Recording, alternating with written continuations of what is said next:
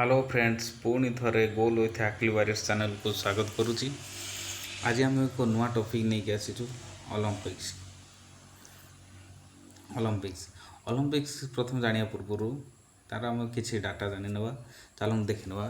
प्रथम आमर देख ओलंपिक्स प्रथम ओलंपिक्स हेडक्वार्टर आईओसी हेडक्वार्टर पड़ी कौन से हूँ लाओसेना। आयुष हेडक्वार्टर कौटी लाओसेनटा कौटी अवस्थित ना स्विट्जरलैंड अवस्थित। से आम देखा ओलंपिक प्रथम गेमटा कौटी होता प्रथम गेमटा कौटी होता ना 1896 आथेन्स होता। आथेन्सटा कौटी ना ग्रीक देश में। एवं बर्तमान जो टोक्यो ओलंपिक्स चलती ये केते नंबर गेम ना 32 नंबर गेम। आम मझे मन रखा first world war and second world war रे first world war and second world war दुईटा आमर जो प्रथम विश्वयुद्ध सेकेंड विश्वयुद्ध रे से दुईटा समय जो दुईटा आमर ये पड़ता ओलंपिक्स गेम से ओलंपिक्स गेम गुड़ाक होना दुईटा गेम ही बंद अच्छी तापर सब कंटिन्यू चलती। ओलंपिक गेम आमर कौन अच्छी ना ओलंपिक गेमटा प्रति 4 वर्ष को थरे हुए। ओलंपिक गेमटा आरेंजमेंटा प्रति 4 वर्ष को थरे हुए। ताहले आमर एबे वर्तमान केते नंबर चलती ना 32 नंबर गेम चलती 32 नंबर ओलंपिक्स एटा कोठी चलती ना टोक्यो रे। टोक्योटा कोठी ना जापान रो हेडक्वार्टर होची टोक्यो। जापान रो करेन्सी होची येन। एटा मन रखिया पड़ियो जे करेन्सी एंड हेडक्वार्टर पचारियो रिलेटेड जोटी माने हाइलाइट प्लेस। वर्तमान टोक्योटा हाइलाइट माने ओलंपिक गेम होची तारो करेन्सीटा भी पचार दे पारे। ताहले आमर वर्तमान को केते नंबर एटा चलती 32 नंबर चलती 4 वर्ष है आमर एटा केते 2020 काउंटेबल थिला कहीं 2016 रे प्रीवियसली होता 2016 रे प्रीवियस रे कोडी होता 2016 रे होची रियो रे होता रियो रियोटा कोठी ना एटा ब्राजिल रे एम कर दोजी ब्राजिल रियोटा कोडी होता ब्राजिल रे केबे एटा होता 2016 मसिया रे होता ब्राजिल रे रियो रे। वर्तमान कोटी टोक्यो रे सेमती 2020 पर कोठी जीव ना 2020 पर 2024 रे हवा थो कोठी ना पेरिस रे हबो 2028 रे कोठी हबो 4 वर्ष डिफरेंट 28 रे होची लॉस एंगल रे हबो एटा पेरिस रे 24 28 रे लॉस एंगल 2032 रे कोठी ब्रिस्बेन रे हबो।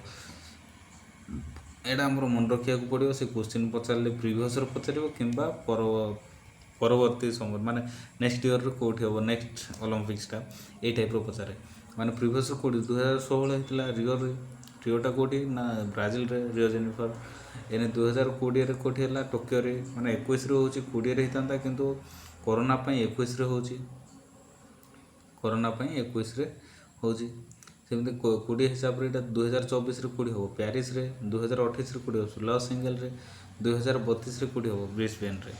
ताहले आम देखने ओलंपिक्स सिंबल माने ओलंपिक्स फ्लैग ओलंपिक्स फ्लैग 5टा रिंग थाए 5टा रिंगटा कौन ना 5टा रिंगटा रिंग परस्पर को इंटरक्रॉसिंग करते देखो जदि आम लेफ्ट टू राइट देखा नहीं जो there are ring from the left to right are the कौन ब्लू प्रथम देखने यहाँ हूँ ब्लू तापर हूँ येलो तापर ब्लैक तापर ग्रीन तापर रेड एटा हूँ 5टा रिंग थाए। एटा क्वेश्चन आसे जे केउ मान आठू 5टा कलर बिना अलग कलर गोटे देदेव कहे जे यही भितर कौटा माने ओलंपिक्स फ्लैग रिंग रे नाही एटा हूँ ओलंपिक्स सिंबलटा। ताहले देखने आम कौन ओलंपिक्स मोटो कौन ओलंपिक्स मोटो हूँ आगुरी थिला कौन फास्टर हायर स्ट्रंगर यही 3टा प्रथम थिला फास्टर हायर स्ट्रंगर बा एटा कहते सैटियस आल्टियस एंड फर्टियस एटा कौन फास्टर हायर स्ट्रंगर थिला। वर्तमान मन रखा पड़ो जे आमर टोक्यो ओलंपिक्स रे आउ गोटे आड करागला टोक्यो ओलंपिक्स रे आउ गोटे आड करागला टुगेदरटा ए वर्ष आड है टोक्यो ओलंपिक्स रे टुगेदरटा आड है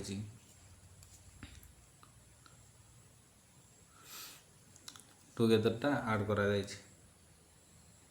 टुगेदरटा आड होगा माने टोक्यो ओलंपिक्स माने आम वर्तमान होगा कौन ना देखो faster higher stronger and together motto ହେଉଛି ଏ ଚାରିଟା ବର୍ତ୍ତମାନ ରହିଲା। ତାହେଲେ ଆମେ ଏଠି ଦେଖିନେବା ଯେଉଁ ଆମର ଇଣ୍ଡିଆନ୍ ଫ୍ଲାଗ୍ ବିୟରର ମାନେ ମାନେ କ'ଣ, ଯେଉଁମାନେ ଫ୍ଲାଗ୍ ଧରିକି ଯାଆନ୍ତି ଓପେନିଂ ସେରିମୋନିରେ ଏବଂ କ୍ଲୋଜିଂ ସେରିମୋନିରେ। ହେଲେ ଆମର 2016ରେ ଯଦି ଦେଖିବା 2016 ଅଲମ୍ପିକଟା କେଉଁଠି ହେଇଥିଲା, ଏଇଟା ଆଉଥରେ କହିଲେ ମନେ ରହିଯିବ। 2016ଟା ହେଇଥିଲା କ'ଣ ଆମର ରିଓ ବ୍ରାଜିଲରେ ହେଇଥିଲା। ଏଇଠି ଆମର ଓପେନିଂ ସେରିମୋନିରେ କିଏ ଆମର ଫ୍ଲାଗ୍ ଧରିଥିଲେ ନା ଅଭିନବ ବିନ୍ଦ୍ରା, ଏବଂ କ୍ଲୋଜିଂ ସେରିମୋନିରେ କିଏ ଧରିଥିଲେ ନା ସାକ୍ଷୀ ମଲ୍ଲିକ କିଏ କେଉଁ କାଟାଗୋରୀ, ଇଏ ହେଉଛି ରେସଲିଂ କାଟାଗୋରୀ ଏଣ୍ଡ ଅଭିନବ ବିନ୍ଦ୍ରା ଇଏ ହେଉଛି ଫାୟାରିଂ। ତାହେଲେ ଆମର 2021ରେ ଦେଖିନେବା ଆମର ଫ୍ଲାଗ୍ ବିୟରଟା କିଏ କରିଥିଲେ, ଏଇଟା ବି କ୍ୱେଶ୍ଚିନ୍ ଆସେ ଯେ ଓପେନିଂ ସେରିମୋନିରେ କିଏ କରିଥିଲେ ନା ମ୍ୟାରିକମ୍ ଆଣ୍ଡ ମନପ୍ରୀତ ସିଂ। ମ୍ୟାରିକମ୍ କିଏ ନା ମ୍ୟାରିକମ୍ ହେଉଛି ବକ୍ସିଂରେ ୱାର୍ଲଡରେ 6 ଟାଇମ୍ ଚାମ୍ପିଅନସିପ୍ ହେଇଛି କିଏ ମ୍ୟାରିକମ୍। ମନପ୍ରୀତ କ'ଣ, ମନପ୍ରୀତ ହେଉଛି ଇଏ ହେଉଛି କ'ଣ, ମନପ୍ରୀତ ହେଉଛି ଇଣ୍ଡିଆନ୍ ହକି ଟିମ୍ର ମେନ୍ସର ହକି ଟିମ୍ର କ୍ୟାପ୍ଟେନ୍, ଇଏ ହେଉଛି ମନପ୍ରୀତ ସିଂ। ଆଉ ବଜରଙ୍ଗ ପୁନିଆ ଇଏ ହେଉଛି ରେସଲର, ଇଏ ଆମର କ୍ଲୋଜିଂ ସେରିମୋନିରେ ଇଏ ଫ୍ଲାଗ୍ଟା ଧରିବେ ବା ଫ୍ଲାଗ୍ ବିୟର କରିବେ, ଫ୍ଲାଗ୍ ଧରିକି ଯିବେ। ଆଉ ଓପେନିଂ ସେରିମୋନିରେ କିଏ ଧରିଲେ ନା ମ୍ୟାରିକମ୍ ଆଣ୍ଡ ମନପ୍ରୀତ। ଓପେନିଂ ସେରିମୋନିରେ ଆମର ଯେଉଁ ଟୋକିଓ ଅଲମ୍ପିକ 2020 ଏଇଟାରେ ଜାପାନରେ ଏମାନେ ପ୍ରଥମ ଓପେନିଂ ସେରିମୋନିରେ ମ୍ୟାରିକମ୍ ଆଣ୍ଡ ମନପ୍ରୀତ ଧରିଛନ୍ତି ଆଣ୍ଡ କ୍ଲୋଜିଂ ସେରିମୋନିରେ କିଏ ଧରିବ ବଜରଙ୍ଗ ପୁନିଆ। ତାହେଲେ ଟୋକିଓ ଅଲମ୍ପିକରେ ପ୍ରଥମେ ଆମ ଭାରତକୁ ସିଲଭର ମେଡ଼ାଲ ଦେଇଛନ୍ତି କିଏ ନା ମୀରାବାଇ ଚାନୁ। ଇଏ ଦେଖନ୍ତୁ ମୀରାବାଇ ଚାନୁ, ଇଏ କେଉଁଥିରେ ଦେଇଛନ୍ତି ନା ୱେଟ୍ ଲିଫ୍ଟିଂରେ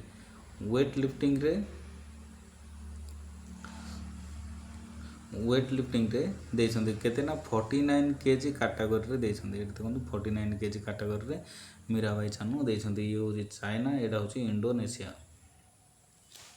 ଇଣ୍ଡୋନେସିଆର ଥାର୍ଡ଼, ଚାଇନା ଫାର୍ଷ୍ଟରେ, ଇଣ୍ଡିଆ ସେକେଣ୍ଡ ହେଇଛି। ଇଣ୍ଡିଆରେ କିଏ ନା ମୀରାବାଇ ଚାନୁ। ତାହେଲେ ମୀରାବାଇ ଚାନୁ ବିଷୟରେ ଟିକେ ଜାଣିଦେବା। ମୀରାବାଇ ଚାନୁ ସେ କେଉଁଠି ନା ଇମ୍ଫାଲରୁ ବିଲଙ୍ଗ କରୁଛି, ଇଣ୍ଡିଆର। ସେ ୱେଟ୍ ଲିଫ୍ଟର ଯିଏକି ଟୋକିଓ ଅଲମ୍ପିକରେ ଫାଷ୍ଟ ଆମର ଇଣ୍ଡିଆକୁ ଫାଷ୍ଟ ମେଡ଼ାଲ ଦେଇଛନ୍ତି, ସିଲଭର ମେଡ଼ାଲ ଦେଇଛନ୍ତି। ସେ ପ୍ରଥମେ ଦେଖ ମାନେ କ'ଣ, ସେ ଆମର ଇଣ୍ଡିଆକୁ ଫାଷ୍ଟ ମେଡ଼ାଲ ଦେଇଛନ୍ତି ମୀରାବାଇ ଚାନୁ ୱେଟ୍ ଲିଫ୍ଟର। ଇଏ ଯେଉଁମାନେ ପ୍ରଥମ ମେଡ଼ାଲ ଦେଇକି ସେ ଗୋଟେ ହିଷ୍ଟ୍ରି କ୍ରିଏଟ୍ କରିଛନ୍ତି, ମାନେ ହିଷ୍ଟ୍ରି ଗୋଟେ ରଚିଲେଣି ଭାରତ ପାଇଁ, ଗୋଟେ ଇତିହାସ ରଚିଲେ ସିଲଭର ମେଡ଼ାଲ ଦେଇକି ଭାରତକୁ ଗର୍ବିତ କରିଛନ୍ତି। ଆମେ ବି ଗର୍ବିତ ଅନୁଭବ କରୁଛୁ। Chanu's first Indian Olympic medal at the 2020 Tokyo games. କେତେ କାଟାଗୋରୀ ନା 49 kg କାଟାଗୋରୀ, ମାନେ 49 kg ମାନେ ଏଇଟା ଆମର କନଫ୍ୟୁଜନ୍। 49 kg ସେ ୱେଟ୍ ଲିଫ୍ଟିଂ କରିନି, 49 kg କାଟାଗୋରୀ ମାନେ ବଡ଼ି ୱେଟ୍ ଯେତିକି ଜଣ ପାର୍ଟିସିପେଟ୍ କରିଥିବେ ତ ସମସ୍ତଙ୍କର ୱେଟ୍ 49 kg ବିଲୋ ହେଇଥିବା ଦରକାର, ତାହେଲେ 49 kg କାଟାଗୋରୀରେ ଯାଇଥାନ୍ତି। ମୀରାବାଇ ଚାନୁ ଆଉ କ'ଣ ଆୱାର୍ଡ଼ ପାଇଛନ୍ତି ଦେଖନ୍ତୁ। ରାଜୀବ ଗାନ୍ଧୀ ଖେଳରତ୍ନ ଦିଆଯାଇଛି, ତାଙ୍କୁ ପଦ୍ମଶ୍ରୀ ଆୱାର୍ଡ଼ ମଧ୍ୟ ଦିଆଯାଇଛି। ସେ ଗୋଲ୍ଡ ମେଡ଼ାଲ ପାଇଥିଲେ କମନୱେଲ୍ଥ ଗେମ୍ 2018 କମନୱେଲ୍ଥ ଗେମ୍ରେ ଗୋଲ୍ଡ ମେଡ଼ାଲ ବି ପାଇଥିଲେ। ଏବେ ରିସେଣ୍ଟଲି ୱାର୍ଲଡ଼ ଚାମ୍ପିଅନସିପ୍ ବି ହେଇଛନ୍ତି 119 kg। ଓମେନ୍ସ ଇଏ କେତେ ସେତେବେଳକୁ ଥିଲେ ନା 48 kg କାଟାଗୋରୀରେ ଗୋଲ୍ଡ ମେଡ଼ାଲ 2018ରେ କମନୱେଲ୍ଥ ଗେମ୍ରେ ପାଇଥିଲେ କିଏ ମୀରାବାଇ ଚାନୁ। ତାହେଲେ ମୀରାବାଇ ଚାନୁ କ'ଣ ହେଇଥିଲେ ନା ଟୋକିଓ ଅଲମ୍ପିକ୍ସରେ ଏବେ ତ ମାନେ ଗୋଲ୍ଡ ମେଡ଼ାଲ ପାଇଲେ। ତା ପୂର୍ବରୁ 2017ରେ ୱାର୍ଲଡ଼ ଚାମ୍ପିଅନସିପ୍ ହେଇଥିଲେ।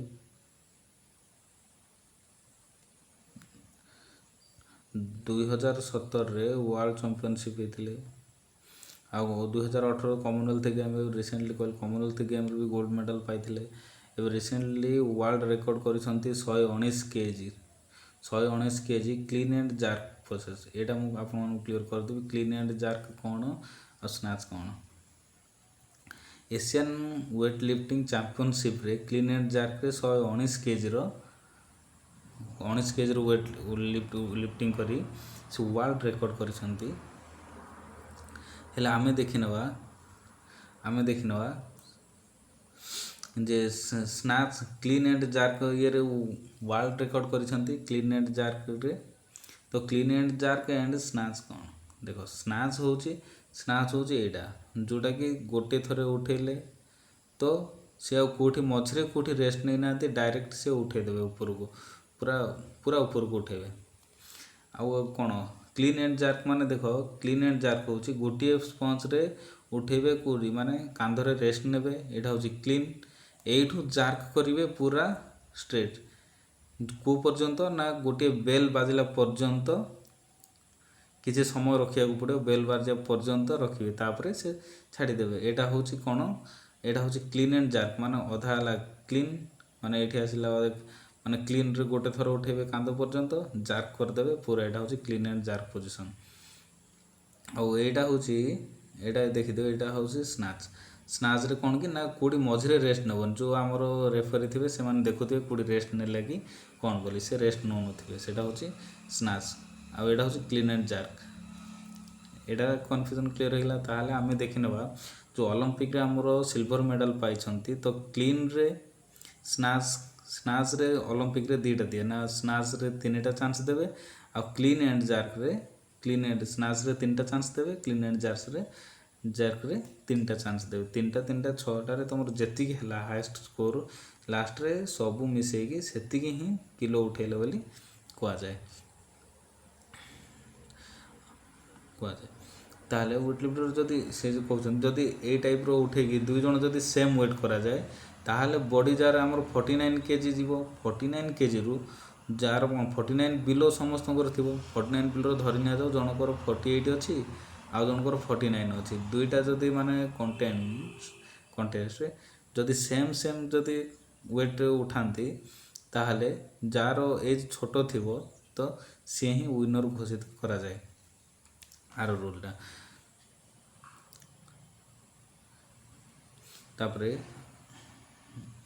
ହ୍ୟାଲୋ, ଆମର ଏଇଟା କ'ଣ କ୍ଲିନ୍ ଆଣ୍ଡ ଜାର୍କର 3ଟା ଚାନ୍ସ କହିଥିଲେ ଏନେ, କ୍ଲିନ୍ ଆଣ୍ଡ ଜାର୍କର 3ଟା ଆଟେମ୍ପ୍ଟ ଆଣ୍ଡ ସ୍ନାଚ୍ର 3ଟା ଆଟେମ୍ପ୍ଟ, ଏଇଟା ମିଶେଇକି ଆମର ଟୋଟାଲ କାଉଣ୍ଟ କରାଯାଏ କେଉଁଠି ଅଲମ୍ପିକ୍ସ ଗେମ୍ରେ। ତାପରେ ଫାଇନାଲ୍ ତୁମକୁ ମାନେ ୱିନର ଘୋଷିତ କରାଯାଏ, ଫାର୍ଷ୍ଟ ସେକେଣ୍ଡ ଥାର୍ଡ଼। ତାହେଲେ ଏଇଠି ଆମେ ଦେଖିନେବା ଯେ ଆମର ଇଣ୍ଡିଆର ମୀରାବାଇ ଚାନୁ ଯେଉଁ ପାଇଛନ୍ତି ତ କେତେ କ'ଣ ପାଇଛନ୍ତି, ଆଉ ସ୍ନାଚ୍ରେ କେତେ, କ୍ଲିନ୍ ଆଣ୍ଡ ଜାର୍କରେ କେତେ ଦେଖିନେବା। ଦେଖନ୍ତୁ ଏଇଟା ହେଉଛି ସ୍ନାଚ୍ରେ କେତେଟା 3ଟା ଚାନ୍ସ ଦେଇଛନ୍ତି ଆମର ଇଣ୍ଡିଆର, ଏଇଟା ହଁ ଇଣ୍ଡିଆର ହେଉଛି ମୀରାବାଇ ଚାନୁ ପ୍ରଥମେ ଉଠେଇଲେ 84 କେଜି, ତାପରେ ଉଠେଇଲେ 87 କେଜି, ତାପରେ 89 ବେଳକୁ ନାଲି ଦିଆଯାଇଛି, 89ଟା ସେଇଟା ଉଠେଇ ପାରିଲେ ନାହିଁ।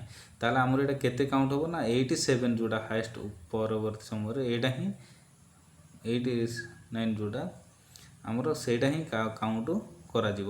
ତାପରେ ଏଇଟା ଦେଖିବ, ଏଇଟା ହେଉଛି କ'ଣ ନା ସ୍ନାଚ୍ କାଟାଗୋରୀରେ ଗଲା। ତାପରେ କ୍ଲିନ୍ ଆଣ୍ଡ ଜାର୍କରେ ପୁଣି 3ଟା ଆମର ଆଟେମ୍ପ୍ଟ ଦିଆଯାଉଛି, 3ଟା ଆଟେମ୍ପ୍ଟରେ ପ୍ରଥମେ ଉଠେଇଲେ କେତେ ନା 110, ତାପରେ ଉଠେଇଲେ 115, ତାପରେ 117 ଯେଉଁଟା ଉଠେଇ ପାରିଲେ ନାହିଁ। ତାହେଲେ ଏଇଠି ଆମର କେତେ କାଉଣ୍ଟ ହେବ, 115 କାଉଣ୍ଟ ହେବ। 115 ଇଏ ହେଉଛି 87।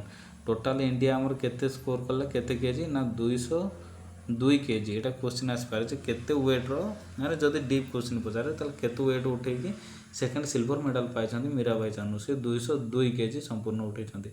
ଚାଇନାର ଯିଏ ପ୍ରଥମ ହେଇଛନ୍ତି କେତେ ଉଠେଇଛନ୍ତି, 210 କେଜି ଉଠେଇକି ସେ ପ୍ରଥମ ସ୍ଥାନ ଅଧିଗ୍ରହଣ କରୁଛନ୍ତି, ଗୋଲ୍ଡ ମେଡ଼ାଲିଷ୍ଟ ଆମର ସିଲଭର ପାଇଛନ୍ତି।